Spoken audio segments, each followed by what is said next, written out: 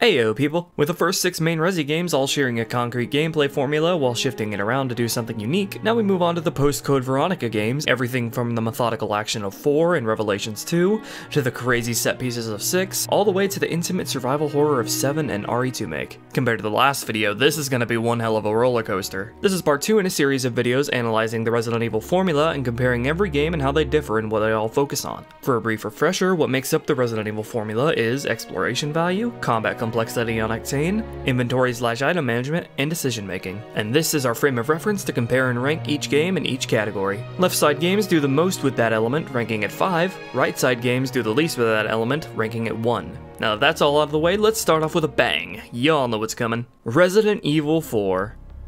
Resident Evil 4!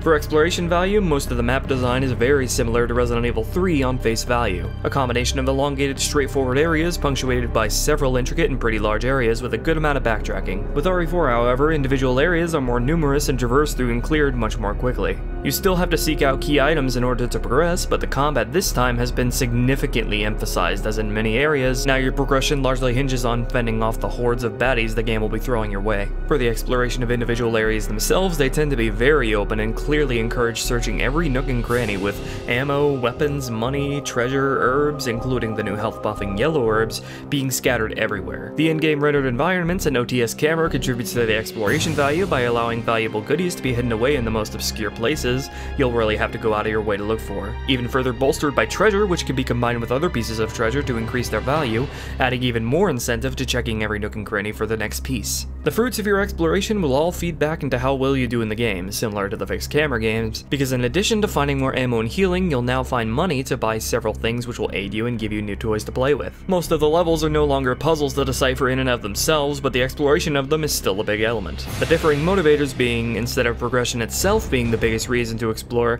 now it's to hunt for resources and money that will help you in combat and to afford important weapons and upgrades. A good fraction of the game are very linear and straightforward areas meant for one-off combat encounters, but I don't think that's enough to take away from just how meaty most areas are to explore, with exploration itself also being very valuable to engage in. The supply of ammo and healing is respectively a bit better balanced compared to 2, 3, and Code Veronica, meaning there's more value in scouring for resources, even if enemies do now occasionally drop some. All that considered, with a few instances where the game lets you choose the order which you tackle areas, earns it a good 4. For combat complexity on Octane, we all know where this is going. The fundamental thing that sets RE4's combat apart from the fixed camera games is that nearly every area contains a huge amount of enemies where you're actively encouraged to engage in the combat as much as you can, as enemies will now drop money and even valuable treasure from mini-bosses and full bosses. Because like mentioned, gathering money allows you to buy new weapons and upgrades, and to facilitate the emphasis and encouragement of combat, the mechanics have received a buff in complexity. The basic movement controls remain the same, still using tank controls and the quick turn. Now you can aim freely, albeit pretty slowly depending on the weapon, and shooting certain body parts will let you perform melee attacks, which will have a huge area of effect and also give you very valuable god frames. The dodge move from RE3 still hasn't returned, but there are a few enemies and bosses in the game which will present QTEs to dodge their bigger attacks. And there are many more QTEs spread throughout the game and even some cutscenes. Even with the emphasis on combat, the general methodical approach of the fixed camera games is still here. You still can't move while shooting, meaning positioning is still key. Carelessly emptying magazines into enemies will quickly drain your ammo supply. The knife has now been made always accessible, no longer having to take up an inventory slot. That with a melee means this game's combat is all about the dynamic of shooting, knifing, and meleeing, turning every encounter into something of a dance. Shooting will open up opportunities to melee, which will temporarily incapacitate enemies, allowing you to score some free damage with the knife, being cautious of when to stop and continue shooting. And this dynamic is always being taken for a loop with what weapons you use, what enemies you face, or even the layout of the area and encounter. So although the combat has been made more crazy and complex, as well as becoming the main focus of the game, it's still all about finding ways to conserve ammo with limitations imposed on the mechanics and controls that make it all the more tense and strategic. That's a 4. For inventory/item management, RE4 shakes it up quite a bit. The biggest change being, instead of having a semi-static set of item slots, the inventory now is grid-based with every item taking up a certain number of squares. Key items don't take up inventory slots at all this time, instead being stored in a separate infinite screen. Same with treasure. Item boxes are gone as well, so what you have with you is what you got. So key items are out of the picture, but what we're left with is a much more complex inventory system with the weapons, attachments, ammo, and healing items. It's one of the things RE4 is most known for, how involved and fun it can be to organize organize and fit everything into place. And the more weapons you have, the harder it becomes to fit things in. When it comes to the supply of ammo and healing, like said, I think it's better balanced here respectively than 2, 3, and Code Veronica, meaning it's easier to run low on ammo or healing in 4 than it is in those 3 games. So there's more of a consideration for conserving that stuff. All that considered, I'd say this one comes out to a 3. For decision making, the combat mechanics themselves already have huge elements of how much ammo you expend versus how much you melee versus how much you knife, and in what situations call for what weapons, such as when to pull out the shotgun to give yourself some breathing room, when to score some easy kills with a sniper to alleviate the burden of some enemies, deciding when it's best to use one of the 3 grenade types, and of course the one we've all wrestled with, what boss we should use that free rocket launcher on, and if it's worth carrying around for that long. All of this also extends to the merchant in deciding what you best spend your money on. A new weapon, a treasure map, an upgrade to the size of your inventory, or an upgrade or attachment for the weapons you have. The map design of the game facilitates the player to find creative and interesting ways to deal with pretty tough combat encounters. The first village fight is the shining example of this, with several parts of the map allowing for different tactics and approaches to fending off the hordes of Ganados and Dr. Salvador. Speaking of which, given how tough combat encounters can be, there's often the question of if you want to take the risk and expanding of resources to take down enemies and mini-bosses for the extra loot drops. For example, the double Elegante fight allows you to dunk one of them into the lava, but doing so means you won't get his loot drop. Ashley is also a big element in the moment-to-moment decision-making when she's around. She's all about challenging the player to decide how to best keep her away from the action, but not so far away that you risk her being snatched up and taken away before you can save her. The new health-extending yellow herb also has some decision-making to it, as you can only use it when it's combined with at least a green herb. So do you wait till you take damage to use it, or use it right then and there to save inventory space? You also have to decide between using it for your health bar or Ashley's. Where the fixed camera games had more pronounced and at times explicit decision-making, RE4's decision-making is made up of all kinds of small moment-to-moment combat-centric decisions dispersed evenly all throughout the game, with a similar element of managing and conserving ammo as the past games. So I think that earns RE4's decision-making a 5. Resident Evil 4 took an adventure series punctuated by action elements and made an action game punctuated by adventure elements. With the emphasis on combat and the increase in its complexity, the exploration, item management, and especially decision making have all been reworked to make the combat and moment-to-moment gameplay more meaningful, fun, and frankly addicting. RE4 is definitely the biggest shakeup to the series so far, but after 6 fixed camera games that have all been good to amazing, I'd say the series was well within its right to try something new. And although its gameplay branches off in a new direction, I'd say it's still fundamentally a Resident Evil game, and a damn good one. Moving on to Resident Evil 5, first things first, I'll only be looking at it from the single-player perspective for the most part. For exploration value, it remains largely the same as 4, a streamlined map punctuated by large, intricate areas with treasure and resources hidden all over, with very fast-paced progression. Some of RE5's maps are even larger than any of the ones seen in 4, the wetlands being the best example, with so many places to choose to go with their own key items, resources, and treasure. Though compared to 4, there are a bit more linear or even straight-up scripted parts of the game. So it comes out to the same as 4. 4. For combat complexity in Octane, again, very similar to 4, but with a big new element being the addition of a permanent co-op partner with their own health, weapons, and inventories. But trying to engage with the AI partner mechanics will only lead to frustration. They'll only use more powerful weapons when in attack mode, but they're so bad at self-preservation that they just run off and get themselves killed, giving you a game over. The only bearable way to use them is to keep them in cover mode and delegate them to a glorified pack mule with only a handgun or stun rod. If you try to have them only carry powerful weapons, you'll find they quickly deplete the ammo for it, as the AI wasn't designed to conserve ammo using the fleshed out melee system like the player is encouraged to. Enemies with firearms are introduced in the last third of the game, but all they do is dumb down the combat to very slow, uninteresting cover-based shooting, making the nicely fleshed out melee system irrelevant. At face value, these additions seem like they would make the game more complex and intense, but most of what they add is frustration and tedium. But thankfully the rest of the combat is nearly the same as RE4. 4. For inventory/item management, it's been switched up again to accommodate the addition of co-op. Now both characters have 9 slots each, with every item being the exact same size, and you can exchange items with the partner with the exception of weapons while in game. But like stated before, because of how you're forced to use the partner to avoid frustration, the only management with them involves offloading all your healing and unused ammo or grenades onto them. Compared to RE4, inventory space is way tighter while in game, but the item box does return in some form, but only at the end of chapters and upon restarting a section, where you can dump stuff stuff inside and choose what weapons and resources you take with you and give your partner. But unlike the fixed camera games, the consideration for what you take with you is made unimportant, since the item box can literally be accessed at any time by restarting from a checkpoint, meaning all the stricter in-game inventory ends up doing is wasting your time and causing headaches as you fumble around with trying to exchange items with the obtuse extension to what should be your inventory that is your partner. The inventory system here isn't fun or engaging like 4's, yet it lacks the consideration and planning of the classic inventory system. It's way too tight for a game whose combat encourages mixing tactics with the wide range of tools provided, but that lack of space doesn't actually make for any meaningful management.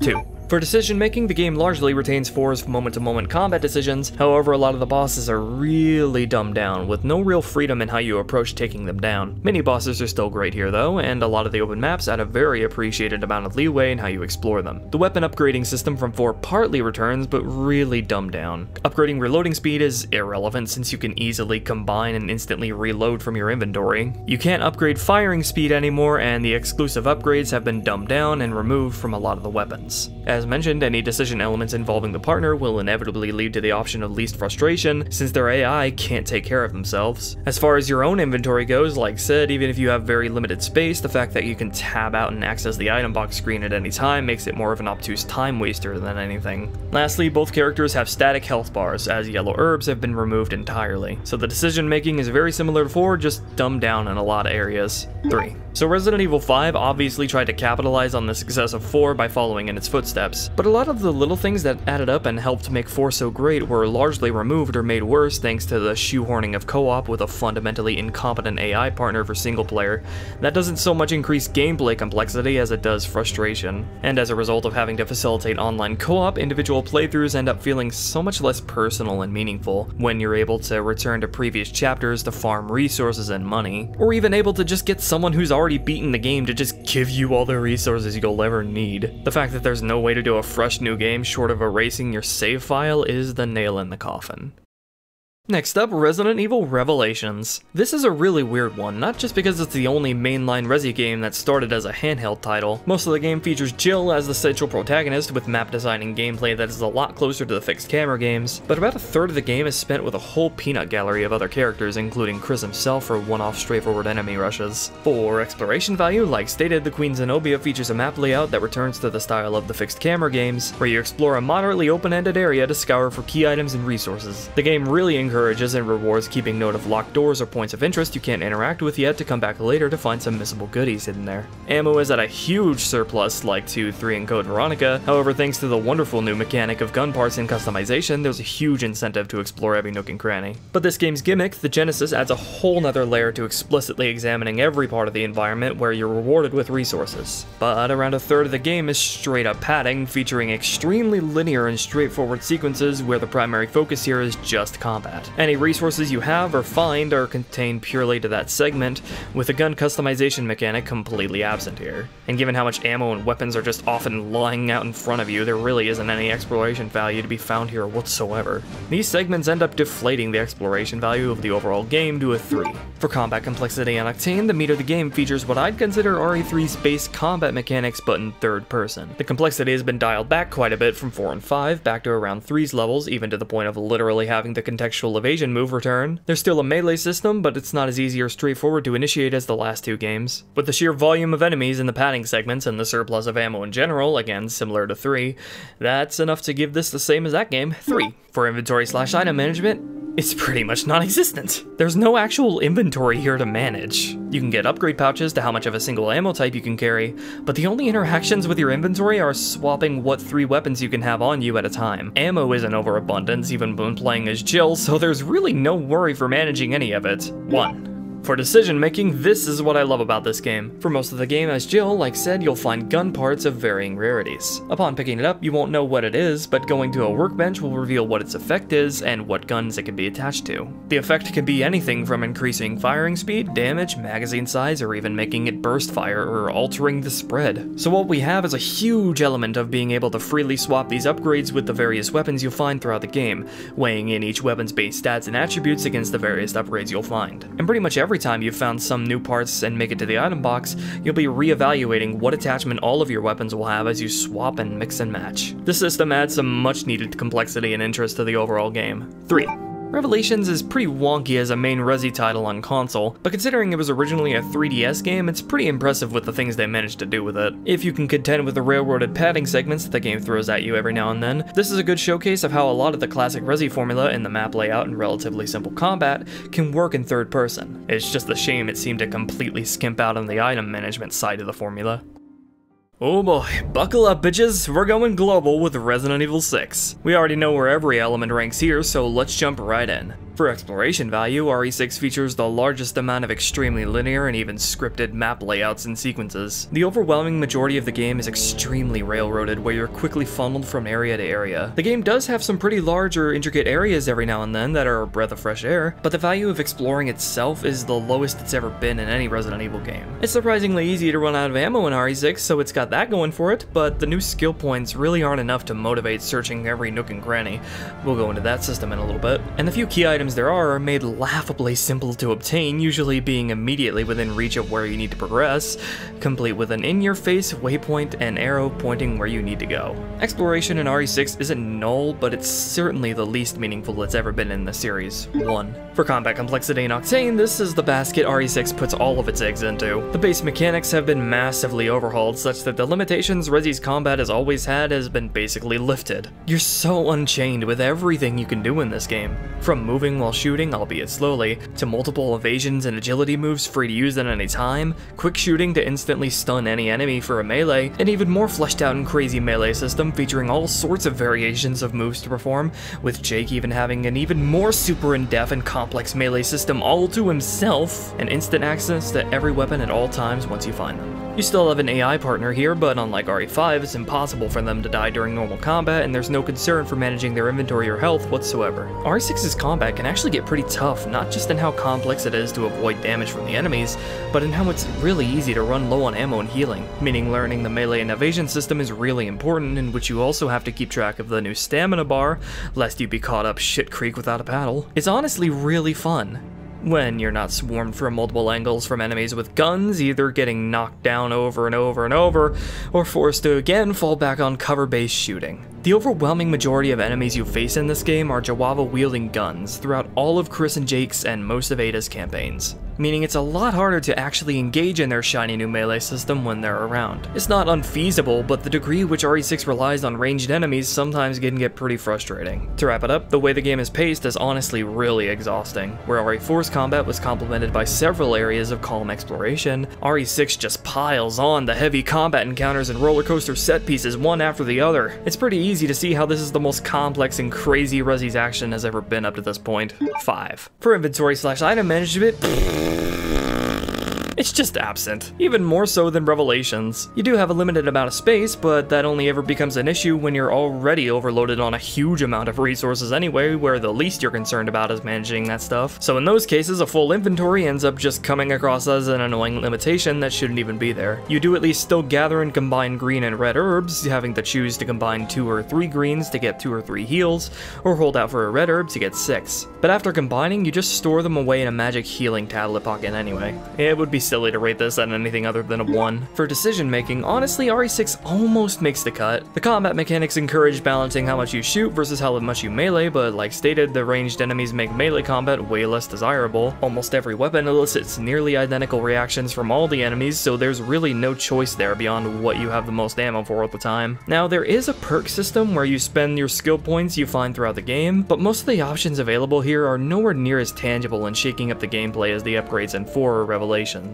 Since each purchase is expensive as hell and most only go up in small increments, it's gonna be a long time before the upgrades have any noticeable impact, and by then you're pretty much already halfway through the entire game anyway. So experimenting with different perks within a single playthrough really isn't possible. It also doesn't help that you're arbitrarily limited to 3 perks at a time, meaning the ability to mix and match is gimped. And considering the amounts of linear and railroaded set pieces in level design, that makes the decision making come out to a 1.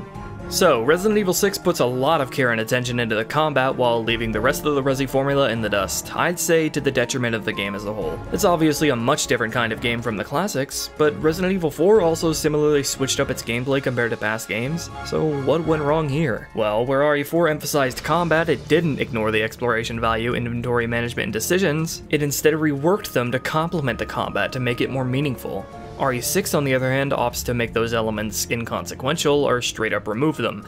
Not even for the sake of having a purely combat-centric game, instead it seems to fill the void those elements left with shallow action set pieces and bosses and unhealthy amounts of QTEs. RE4 had plenty of set pieces and QTEs, but RE6 comparatively relies on them way too much, to the point where they feel like a crutch, which is baffling because it has a combat system that is capable of carrying an entire game just fine. But because of the removal of 3 vital elements of the Resi formula, I wouldn't blame anyone who says this isn't even Resident Evil gameplay anymore. It could have still been a great game even if it didn't stick with the formula, but for the reasons I've laid out, I don't think it is.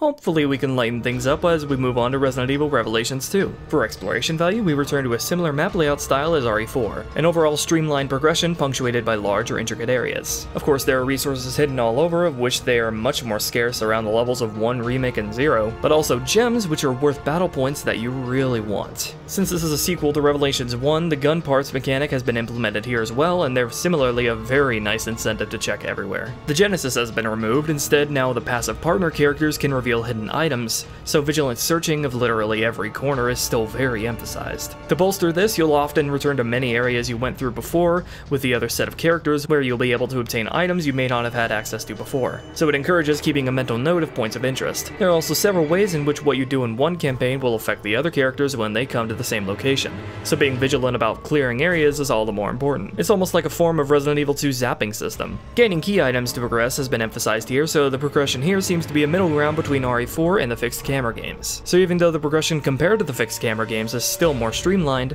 the sheer magnitude which you're encouraged to examine every inch of the pretty open maps for very valuable goodies is enough to place it among the titans. 5. For combat complexity in Octane, Revelations 2 uses a cocktail of RE4 and RE6's base mechanics as a foundation and builds on top of it, while toning down the Octane. The melee system is very similar to RE4, stunning enemies to open up melee attacks in which the knife returns to its role in doing free damage on down enemies, being very quick to use while still being able to move while shooting or knifing. Evasion moves have been retained from the last game that can be activated at any time, however they're simplified from RE6 and require some good reflexes and reading of the enemy's body language for maximum effect. Most of the time you'll fight around 2 to 3 enemies at a time, but there are a lot of points where you'll be swarmed with several of them and it gets pretty intense. Since ammo is the most scarce it's been since Resident Evil Remake, finding ways to take down enemies, expending as little ammo as possible, is vital. And in addition to the melee invasion system, the game features passive AI partners that don't use firearms, instead having their own unique abilities and ways of helping out in combat. Moira can blind enemies with her flashlight and do some extra damage with her crowbar, while Natalia can throw bricks to stun enemies, detect them through walls, and locate their weak points. You can also give them healing items to use on you instantly when you need them, which is really important because this game doesn't pause in the inventory, so if you're bleeding or have sludge on your screen, the partner can instantly remedy you. They can also use and throw every type of bomb you can make, and unlike RE5's AI partner, they're very good at keeping themselves alive, and at that are very bulky and have regenerating health. So the passive partners play a big role in giving you more options and strategies to employ in each combat encounter, and are ultimately about finding interesting ways to preserve the main character's ammo and health. And with all this, with the new character ability upgrading system, your capabilities and the complexity of combat only goes up as you unlock new abilities, in which taking advantage of a lot of upgrades requires changing your tactics and playstyle to get the full effect. And thanks to how much you're able to customize your gun's stats and functions, it creates a huge element of choosing the right gun for the situation.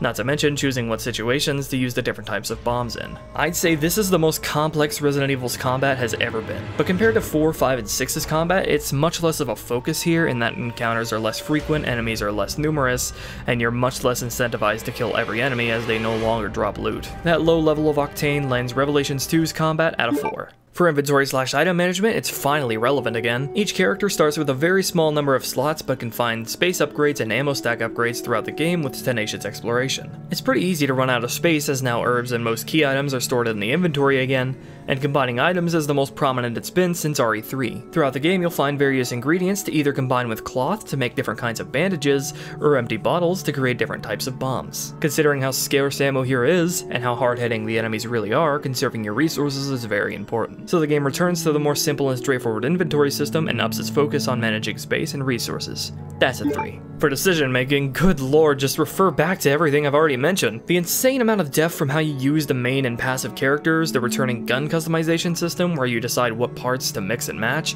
and by extension how best to utilize them in combat, what bandages or bombs you craft with the resources you have, but most of all, the crazy expansive character ability upgrading system, which you spend battle points on from the gems you gather and your rank at the end of each chapter. Even just choosing level 1 of any given perk here substantially upgrades the main or passive character's capabilities in combat. The perks you go for can call for huge alterations in your playstyle to maximize their effect, so every one you purchase is a big consideration. And whether you prefer using the main character or passive character more in combat will have a big effect in what perks you'll want to choose. Technically, every one is available from the start and you're able to unlock all of them, but because it works on a skill tree system, you'll need to invest in a certain path if you want to unlock a certain perk that looks really attractive. All of this really adds up and gives the game decision making a 5. So Revelations 2 is a very nice breath of fresh air coming out of RE6, making great use of each part of Resident Evil's formula. While very similar to RE4 at face value, it tailors its exploration, inventory management, and decisions a bit more toward the classic style, all while creating probably the most mechanically complex Resident Evil game to this day. Just one thing though, again, why the fudge is there only still one save file allowed with no new game option? Now, Resident Evil 7 Biohazard. For exploration value, this game features an explicit return to the fixed camera game's gameplay structure of deciphering each area to find key items to progress, while managing items with item boxes. As such, on the surface, the map layouts and progression style very much resemble RE2 in its combination of complex and super linear areas, with the amount of linear segments pushed to an extreme. There are several points in the game where you're put on railroaded haunted house tours that have little relevance to the actual gameplay. The entire first hour of the game is spent waffling through the woods and guest house, and midway through the game you play as Mia in a largely scripted flashback on the tanker. Pretty much nothing you do in these segments has any effect on your exploration and management in the meaty parts of the game, so they just feel like giant wastes of time that don't really have much to do with the actual game, especially on repeat playthroughs. And with the unskippable cutscenes, they just drag on and on. But for the parts of the game that actually matter, it's very welcome and appreciated. Like said, it's a lot like RE2's RPD. A good amount of leeway to tackle and decipher the levels, but nowhere near as much as RE1, Remake, or 0. But because this game is in first person, that means the game can get really crafty about where it hides resources and items, meaning you really have to get down with a sharp eye to make the most of your exploration. And although the last segment of the game is extremely railroaded and linear, at least you're still using your own resources, unlike the opening and Mia flashback. RE7's exploration value is a giant mixed bag, so I think that'll come out to a 3. For combat complexity on Octane, RE7 features no doubt the slowest paced combat with the character's turtle-paced movement, and very spongy enemies. And a good chunk of the game is spent evading Jack or Marguerite, where combat with them is discouraged, or without a weapon at all. But there is quite a bit of complexity added from the blocking mechanic, where the better you time it, the less damage you'll take. And the Octane goes way up when facing quick or fat molded, and in all the boss fights. Not to mention, ammo here isn't exactly what I'd call scarce. If the insane surplus I had by the end of the game is anything to go on, it's a bit of a tough call, but considering the last segment of the game really is just a linear rushdown of enemies, I think that's enough to put this one at a 2. For inventory/item management, the game goes pretty hard. Just like the fixed camera games, every item you find, from resources, weapons, key items, and anything else, are stored in your inventory of limited space. It does get upgraded as the game progresses, but most weapons take up 2 slots, and it's quite easy to run out of space, in the early game anyway. A crafting system akin to the one in Revelations 2 has also been implemented, in which several different ingredients can be combined with chem fluid or strong chem fluid to create handgun ammo, healing juice, grenade launcher ammo, and so on. So managing space and crafting resources is a big element here, enough to give it a happy 4. For decision making, there's a healthy amount of it here. There's of course everything I mentioned about deciding what resources to craft, but there's also a sort of currency and upgrade system in the game, in the form of antique coins you find that are used to unlock bird cages holding various items such as steroids to increase health, stabilizer to increase reload speed, or even a magnum. There are lockpicks throughout the game, which you'll have to decide what chests or drawers you want to use them on, and you'll find repair kits in which you have to decide which of the 2 broken guns you want to repair first. The Mia Zoe choice midway through the game is really dumb and superficial, and half the game exploration-wise features no real decisions to make on where to go as you're just funneled through. So we'll give this a 3. So Resident Evil 7 in a lot of ways is a return to the roots of the fixed camera gameplay structure, particularly in the item management. But overall, the whole gameplay experience feels really imbalanced, with the haunted house tours and railroaded diversions really distracting from the meaty classic Resi gameplay. I guess these issues only really crop up if you play the game over and over. 7 probably has some of the least replay value out of any Resi game. Finally, we reach RE2 Make, the latest game in the series, continuing with reviving the classic Resi gameplay structure. Let's give a good showing. For exploration value, the map design is vastly improved over OG, with not just the RPD being more open-ended, but also the sewers and lab. The resource supply is dialed back a bit, so there's more value in going out to scrounge up enough to take on the enemies. And given how open the map is, choosing which enemies to kill and route planning is the biggest consideration it's been since RE1 and Remake. The scenarios here don't remix things anywhere near as much as OG, but the second scenario's first RPD visit is ridiculously open-ended, which I love. Similar to Remake though, the game does feature a chunk of super linear segments, such as Leon's trip to the sewers and the entire second half of the lab, so we'll give this a 4. For combat complexity on Octane, the number of enemies at a time has been dialed back quite a bit from OG and made way spongier, where the way the reticle works encourages standing still and pacing shots, making most of the combat much slower paced. But with the addition of frag and flash grenades, the zombie dismemberment system, the crazy amount of Octane the lickers now provide, and the much more complex boss encounters, that keeps it afloat at the same level as OG. 2. The inventory/item management, like exploration, has been beefed up significantly compared to OG. There are many more types of items you pick up now, and most weapons end up taking up 2 slots. A simplified version of RE3's gunpowder has been implemented, and as this game has 3D item examination OG didn't, there's a lot more examining this time around. So even though you receive more inventory space periodically throughout the game, you still need to keep all that stuff in check. 4. For decision making, the zapping system of OG is unfortunately gone, but thankfully the moment-to-moment gameplay has a lot more depth to it this time. As mentioned, there's what order to tackle areas, what enemies to kill and route planning, choosing whether to kill, stun, or immobilize zombies, when to use defensive items, and what ammo to craft from the gunpowder. RE2 Make's got it locked down at a 4. So RE2 Make takes the areas OG RE2 lacked in with the exploration and inventory management and gave them a much needed facelift. As a result, I'd say RE2 Make as a game surpasses OG, and is a meaty classic Resident Evil gameplay experience only now in OTS. It's just a shame that RE2 Make changed to remove so much though, and that OG wasn't given the respect Remake did to RE1. So there we have it. How did the quote-unquote modern Resident Evil games stack up? Well, going from 4 to 6, there was a laser focus on combat, with varying degrees of competency or understanding of making it meaningful while staying true to the series, while Revelations 1 and 2 are all about trying to find a middle ground between the survival horror and action-focused games while adding some new ideas and complexities of their own, then capping it off with 7 and RE2 Make returning to the classic gameplay structure in lower Octane, kinda petering with 7, but hitting the nail on the head with RE2 Make. The Resident Evil formula is very alive and present in the majority of these games, and while some games may emphasize or retool some elements, I'm still happy to call them Resident Evil. I think that's the most important thing to take away from all this. Even if Resident Evil shifts its perspectives or even balance of its formula, it can still retain a strong and iconic gameplay identity that we can all sink our teeth into. Even if a game might seem like a wild departure on the surface, all it takes is to engage with it and discover it's not as fundamentally different as it may seem, and it might even become a beloved classic in your heart while you're at it. So whether the next Resident Evil is a methodical survival horror, a high-octane action game, a happy middle ground, or any such combination, as long as it's an engaging, well-designed game and keeps that Resi tone and charm, I'll be happy. Thanks for watching. Consider supporting me on Patreon to help me make more stuff like this, as well as my fan-made Pokemon animation, Manifest Art. I stream games and animation progress on Twitch as well. Next up, my analysis for why Sonic Adventure 2 is amazing. No, I'm not kidding. Peace!